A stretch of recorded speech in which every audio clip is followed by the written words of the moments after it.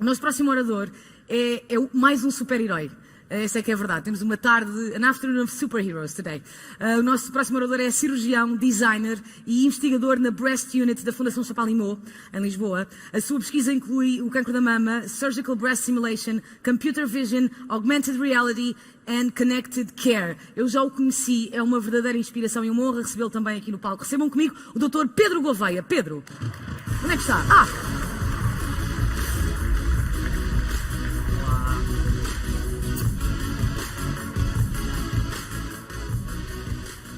Hi, good afternoon, and thank you for your interest. So I'm going to talk about the future of health. With new and incredible technological evolutions, the digital healthcare disruption is emerging. And this will help to improve our healthcare provision. An innovative healthcare system with improved interactions between patients and medical staff will be online. This is Medicine 4.0, the next wave of transformation, where powered by artificial intelligence and augmented reality, to explore new pathways and leveraging healthcare in 3 pillars. So, last year, Eric Topol just published a paper about the convergences of human and artificial intelligence. Eric Topol is a famous US doctor and a famous writer, and he described very well these 3 pillars. For health systems, by improving workflow and the potential for reducing medical errors. For clinicians, predominantly via rapid, accurate image interpretation. And finally, for patients, by enabling them to process their own health data. And today, digital health and care initiatives are taking advantage of the 4th Industrial Revolution manufacturing principles and capabilities to optimize healthcare provision. The Health 4.0 driven concept is leveraging individualization and virtualization across different healthcare stakeholders. But the 4.0 toolkit itself, it's not the final solution for the many challenges facing Western European health, because 75% of medical data is captured on unstructured data. So the first pillar will be the development of a deep learning healthcare system, a metaphor of evolution to improve health outcomes and health economics, based on the unified vision of digital patients, to create solutions for everyday clinical practice and research. And yesterday, at the Harnessing of the Power of Augmented Reality session, we just show how to build a digital breast from a real breast cancer patients. So by merging digital and physical anatomic structures of the breast with the tumor inside, we can create a patient-specific digital model of a female breast, allowing the treating physician for an immediate interpretation of what is happening inside of the patient's breast. And then we show that that could be a unified vision of the digital breast from a real breast cancer patient. And we just, and yesterday we just addressed the concept of uploading these 3D models into the HoloLens, allowing the treating physician to see the tumor inside of the patient's breast. And last week, at the Breast Unit Champalimaud Foundation, we just made the first experimental test in a surgical clinical scenario. So this is not science fiction. So we actually did it. So this is not a product yet.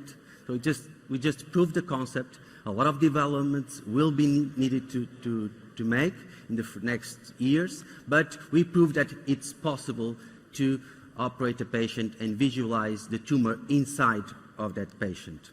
And so imagine we are speaking about digital breast, and imagine that in the future we have digital patients. So today in a standard hospital we have physical patients. The time will come when digital patients could settle their home care facility as a true hybrid hospital, where real patients are treated just like digital patients. Ladies and gentlemen, this is Medicine 4.0, the future of health. And with the incredible advancements in data processing, management, AI, and data mining, we can establish a deep learning healthcare system within a network of digital patients, where clinical decisions will no longer be based on a single level decision, but they will be leveraged onto a new reality. So you can see up here, so we have a decision, just like prescribing a drug or making a procedure, and today we have the outcome A or B. The future then will start with your birthday, and multiple digital pathways will follow your journey based on your personal track record and medical history. And data will be visualized like a deep dynamic decision tree, where the system will collect all data and process and allowing for the patients, the clinicians, and the stakeholders to make predictions and finally to make better decisions. Why? Because we want better survival, more longevity, with quality of life, and in a sustainable economic model. But what about patients? Today's patient journey is often complicated and overwhelmed. There are too many steps from diagnosis through treatment and follow-up. And this is an emotional journey, not only for the patient, but for the patient's family or the caregivers. And so, what would define the future patient experience? Well, I can tell you that the future patient experience is all about personalization and convenience.